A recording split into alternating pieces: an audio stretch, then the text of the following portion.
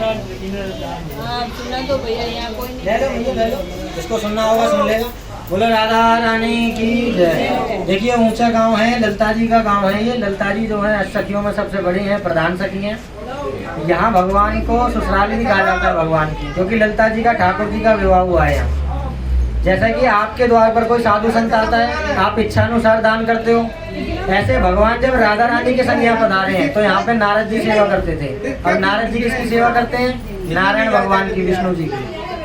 नारद जी नारायण नारायण बजते हैं। तो नारद जी को यहाँ कर भगवान ने वरदान दिया, कहते हैं जो इच्छा हो दान में मांग लो। जैसे आप अपनी इच्छा से दान करते हो, उन्होंने वरदान दे दिया। फिर नारद जी भगवान से कहते हैं कि पूरी सृष्टि में जो आपको सबसे प्रिय हो वही मुझे दान में दे दो। विराज लो 2 मिनट विराज लो आराम से।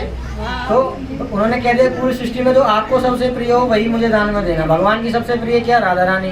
भगवान ने यहाँ राधा रानी दान कर दी, तो शरीर का दान किया। शरीर को संस्कृत में देह कहा जाता है। देह दान करके तब से इस जगह का नाम देह कुंड हो गया। फिर भगवान ने राधा रानी से पूछा कि वापस कैसे पाऊँ? दान दिया हुआ तो वापस नहीं ले सकता। तब राधा रानी ने बताया औरन को धन चाहिए, बामन के घर केवल भिक्षा। ब्राह्मण को जब दक्षिणा देते हैं उसके बदले आशीर्वाद देते हैं, उस आशीर्वाद के रूप में राधा रानी को मांग लेना। राधा रानी प्रसन्न हुई। भगवान जब प्रसन्न हुए, प्रसन्न होकर इस जगह को 3 वरदान दिए। पहला वरदान, भादो शुक्ला द्वादशी देह कुंड पे नहाए, चरण जन्म के पाप दर्शन दे जाए। अर्थात भादों का महीना शुक्ल पक्ष वामन द्वादशी का दिन, जिस दिन भगवान यहाँ पधारे। अब अपने पंडा से पूछना किस दिन भगवान पधारे, जब माने कि यहाँ यात्रा चल रही है, ठीक है। उसी दिन इस कुंड पर स्नान करने से, नारायण स्वरूप के दर्शन करने से 3 जन्म के पाप नष्ट हो जाते हैं। दूसरा, शरीर के विकार समाप्त हो जाते हैं, बीमारियाँ। तीसरा वरदान परम भक्तों को दिया, जो आप यात्रा कर रहे हो, दर्शन कर रहे हो, उसका कर्म फल यहाँ कर मिलता है। कैसे?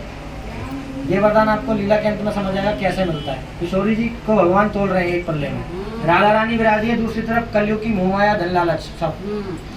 जब नहीं तुली है राधा रानी कलयुग के भाव से, तो तुलसी पत्र रख कर तोला गया है। जैसे सत्यभामा ने ठाकुर जी को तोला था। तुलसी पत्र रख के सोना नारद जी को अर्पण कर दिया, राधा रानी वापस ले ली। अर्थात जो आप दर्शन कर रहे हो, जो आप राधा नाम बजते हो, ब्रज में आप किसे ढूंढने आए? मुझे ढूंढने आए, पंडा जी को ढूंढने आए, किसको ढूंढने आए? राधा रानी। तो जो राधा नाम के आधार पर चलता है उसे किशोरी जी प्राप्त होती है। आप घर से जब चलते हो तो कहते हैं तीर्थ जा रहे हैं, और कोई कहते हैं मथुरा वृंदावन घूमने जा रहे हैं, तो उसे कहते हैं पिकनिक।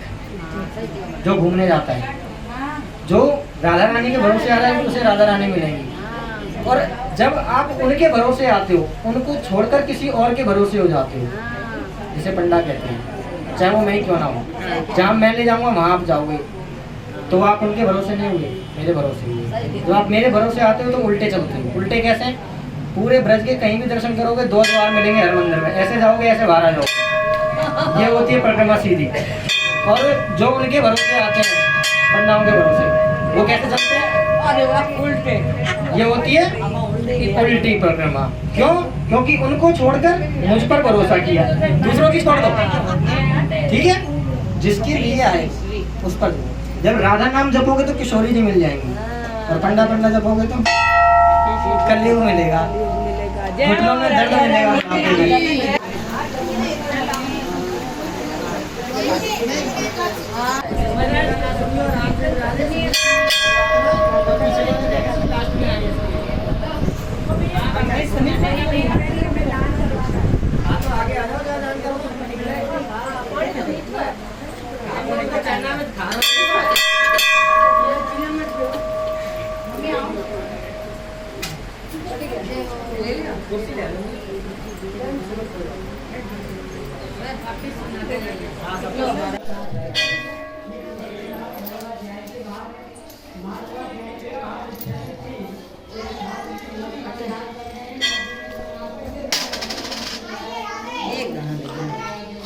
ये ठाकुर देव बिहारी जी का मंदिर है।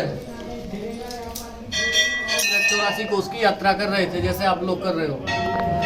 यहाँ एक ब्राह्मण था, तीर्थ का पुरोहित, बोला प्रभु जी मैं यहाँ का ब्राह्मण हूँ, आप लोग यात्रा कर रहे हो, मुझे दक्षिणा दो। ठाकुर जी बोले क्या चाहिए? कि जो आपके पास सबसे प्रिय है वो मुझे दान में दे दो। ठाकुर जी ने राधा रानी को ब्राह्मण को दान में दे दिया। दान हुई वस्तु ब्राह्मण की हुई। हमारा शरीर का अर्थ होता है देह, देह का दान किया, इसलिए देह कुंड। ये ठाकुर देह बिहारी जी का मंदिर है। फिर ठाकुर जी ने राधा रानी की देह के बराबर में स्वर्ण दान देकर के राधा रानी को वापस लिया और 8 सखियों के साथ में रास किया। इससे पीछे ठाकुर रास बिहारी जी का मंदिर। करने में कोई अपराध बनता है तो स्वर्ण धातु ऐसी मुद्रा है जिससे जीव पाप दोष से निवृत्त होता है।